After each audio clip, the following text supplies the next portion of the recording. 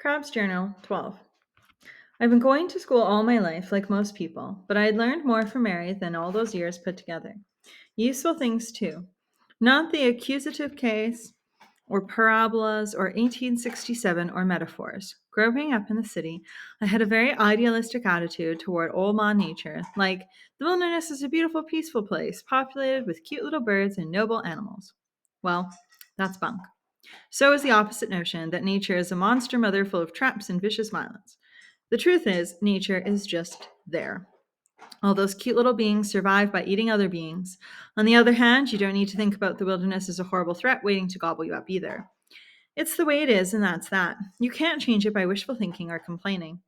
And I grew to like that fact after a while. Everything I learned from Mary was useful. When you live in the bush, everything you do is significant. It means something. Because if you don't know what you're doing, or you're not careful, you get wet or drowned or hungry or lost. Something will happen to you. There's a certainty. Nature isn't nasty. It is what it is, and you're part of it. You aren't in control like you are in the city. You work with the environment, not against it, like a sailor. He doesn't fight the wind, he works with it, and he can't do that until he learns about it. In the study, nothing I did mattered. If I left my clothes lying around, somebody picked them up. If I forgot my raincoat, I called a cab. I left my calculator on the subway once, I just bought a new one on the nearest store. But out there in the bush, as I said, everything mattered, and I learned that fast. Sure, life meant a lot of hard work, but if things are important, you get a feeling of satisfaction when you do them well. A few days after our long talk, Mary and I were back in the bush setting some snares in an area she had never tried before. I walked along behind her, watching her slim, lithe figure move gracefully through the sun shot hardwood bush. She walked in long, easy strides, her sand colored hair swinging back and forth across her back. From time to time, she stopped, checked her compass, turned, and looked in the direction from which we'd come, then moved on. Her boots barely rustled the dry leaves on the forest floor. Presently, the land sloped, and we approached copses of spruce and cedar, and the ground was wet in patches. We set snares for an hour or so. When the last one had been carefully arranged, Mary straightened up, wiping her hands on her pant legs, and looked at me smiling. Her gray eyes looked mischievous. Okay, Crabbe, she said nonchalantly, lead us home. Oh, yeah, right, sure. No, really, she said, all innocence. Take us back. Which way, leader? Haven't got a clue. She then leaned against a windfall. What would you do if I weren't here? If we got separated? I answered, oh, I don't know. Let's see. First, I think I'd panic for a few minutes, then scream, then run around like a chicken with its head cut off, then call a cab. She laughed. Okay, come on. And off she went, trailed by her faithful follower. That night, right after a supper of fish soup and bannock, we started compass school. And the next day, in a fine drizzle, Mary took me for a long walk in the greening woods and we practiced taking bearings. It's pretty easy. The tricky part is taking the bearing and then staying on course over uneven ground and around obstacles, like swamps, for instance. After a week, I could lead us into the bush and back with only a few corrections from Mary. I also learned a little about reading the terrain. Mary claims that if you live somewhere long enough, you get familiar with the bush, just like you get used to the buildings and streets of a city. I was amazed to find that when you can use a map and compass to find out where you are if you're lost, where on the map, I mean, you use a process called triangulation, with some sharp eye work and a little arithmetic. We even did it by drawing a map in the dirt. Then one sunny morning after breakfast, Mary announced in that out of blue way of hers, I think today's the day. She looked up at the sky, made a big show of looking around the campsite. Yep, no rain tonight, no pressing work to do. It's a good day for it. Yeah, you're right. Definitely, I said. I was used to the way Mary would say something with no connection to what we'd been talking about, as if you'd been in her head all along, listening to her thoughts. A great day for the big test, she continued. She stood and clapped her hands together. Come on, Crabbe, exam time. Grab your bedroll, a knife, canteen, and some matches. Wrap up a lump of bannock. I'm not moving, I answered casually and poured myself some tea. I lay back on one elbow. You have clearly gone insane. Aren't you an F period Crabbe, school wonder boy, great scholar? Her eyes were wide with mock wonder. You got it, that's me. And you are a crazy goddess talking in riddles. Well, today you prove that compassing is one of your many accomplishments. So move your butt. Half an hour later, we were on the other side of the lake, standing in a tiny beach there. The sun still shone warmly, and the merest ripple could be seen on the lake. Turn around, Mary commanded. I don't know if you've ever been led blindfolded through the bush. Believe me, it's an experience. Mary led me for what seemed an eternity and finally stopped. Sit, I sat. The blindfold came off. After squinting against the light for a minute, I looked around. I was sitting on a large boulder in the middle of the bush. Of course, I recognized nothing. Suddenly, I felt very uneasy.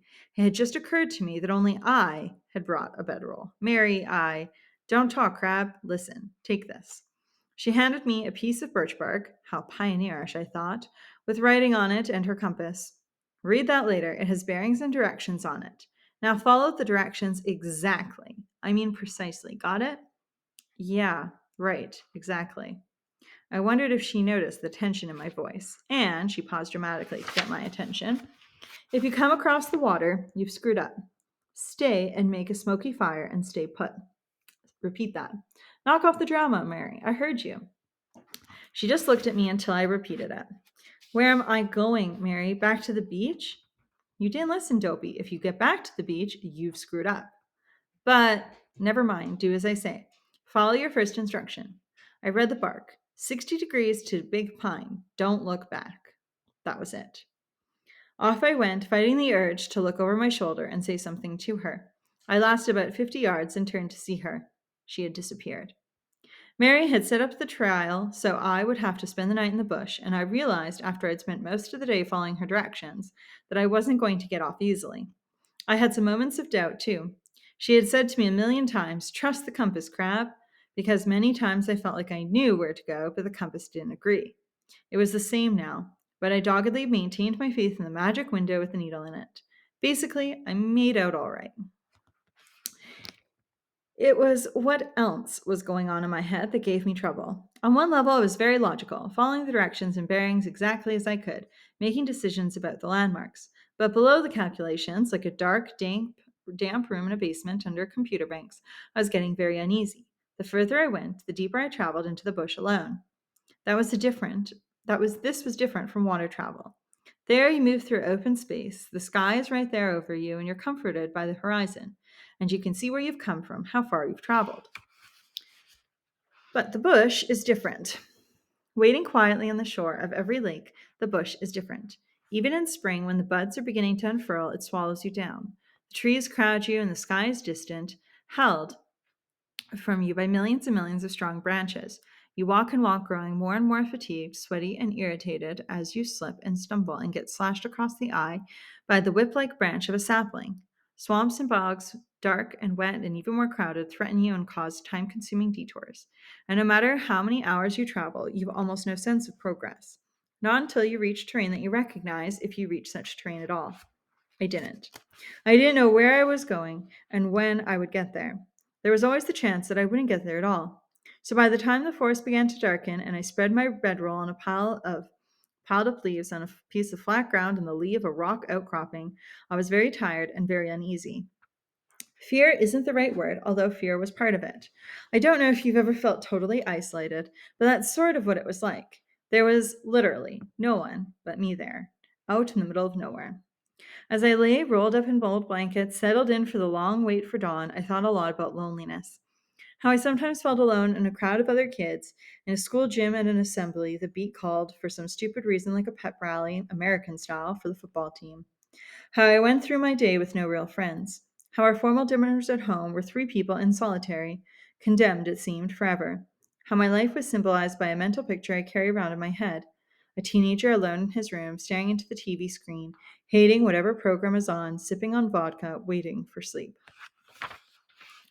And how it was mostly my fault. Oh, I like to blame them all, but it was me. Nice way to spend the night in the bosom of Ma Nature, eh?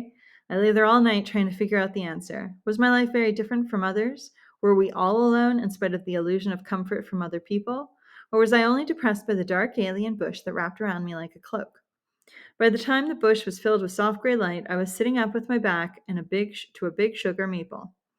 Naturally, I had no answer to those questions, and naturally, they seemed less urgent with the return of dawn. Who does have an answer, though? All I knew was that my loneliness was mostly my own fault. It was very hot by late afternoon. My shirt was glued to me. Grimy and bitchy, I sat down on a huge fallen oak that Mary had chosen for a landmark, the last landmark on a list of instructions she'd given me. I chewed hungrily on some bannock, took a pull in the canteen, and tried to ignore a few black flies that the heat had brought about. About time you got here. It was Mary's voice. My head snapped back and forth. I stood up and spun around. I couldn't see her. Where are you? I demanded, trying to keep the sound of relief from my voice. She stood up, not 6 feet from me. She'd been lying among a clutch of maple saplings. Right here, Crabbe. You all right? Yeah, I'm fine. Nice to see you. I missed you, I blurted. Well, well, well, she said, half seriously. Do you know that's the first time you admitted to a positive emotion since I met you? I smiled. Yeah, well, I feel pretty good today, I guess. As she turned around and began to walk through the hardwood, she said over her slender shoulder, Tell me. Tell you what? I walked along beside her. Our feet rustled the dry leaves. Tell me how you feel, dummy. Oh, well, I don't know. Sort of proud, I guess, like I did something good. You did do something good, Crab. That was a tough route I worked out for you. I won't ask you if you were scared because I know you were. I would have been. By the way, you were safe all the time. I had you working back and forth on a big peninsula. Seeing that even if you went off course, you'd have hit water and I could get you out. We came out of the bush right onto a little beach we were at yesterday. I had ended up 100 yards from where I had started. That didn't surprise me. So all the time, I said, a little disappointed that I was sweating about going off course and wandering up to the bloody North Pole, I was in a big leafy playpen, safe as a baby. I wasn't mad, but my feeling of pride was gone. Yes, you were safe. But you didn't know that, Crab. Don't miss the point. Your accomplishment was the same. You did it. Now, the forest needn't be a terrible mystery to you. She handed me a paddle and we lifted the canoe into the water. You don't have to be blind anymore, she said. And listen, Crab, if you've got a good reason to feel good about yourself, and you do, then do it. You don't need anybody's permission. Before we had paddled halfway across the lake, I felt good again. Living with her was like that.